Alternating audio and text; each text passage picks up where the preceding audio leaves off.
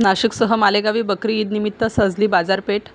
बोकडांना मागणी, खरेदीसाठी गर्दी. मात्र डिझेल आणि पेट्रोलचे भाव वाढल्यामुळे यंदा बोकड महाग झाल्याने सामान्य नागरिकांच्या खिशाला झळ.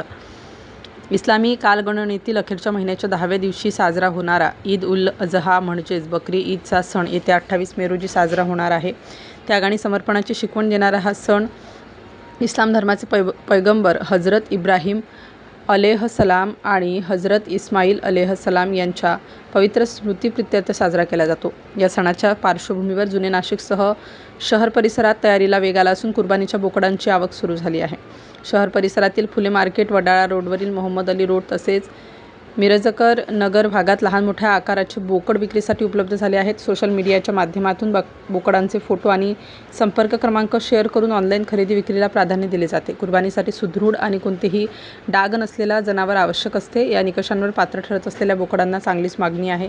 इस्लामिक मान्यतेनुसार कुर्बानी दिलेल्या जनावरांच्या मांसाचे 3 समान भाग केले जातात. त्यातील एक हिस्सा स्वतःसाठी तर उर्वरित 2 हिस्से गरीब, गरजू आणि नातेवाईकांना वाटण्याची परंपरा आहे.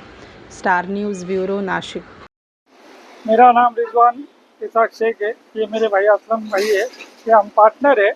हमारा ये रजा गोट फॉर्म है।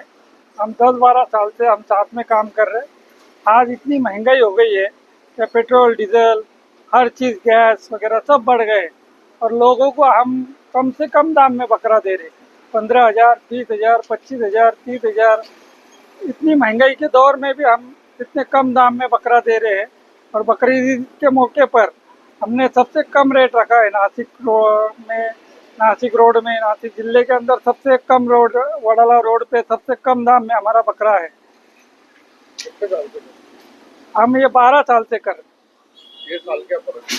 ये साल डीजल पेट्रोल की वजह से, महंगाई की वजह से, बेरोजगारी की वजह से बहुत सारा फर्क गिरा है। हमारे बकरों को भी, कस्टमरों को भी।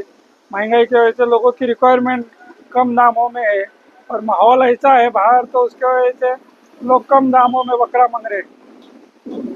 स्टार न्यूज़ साठी मोहसिन पठाण, नाशिक.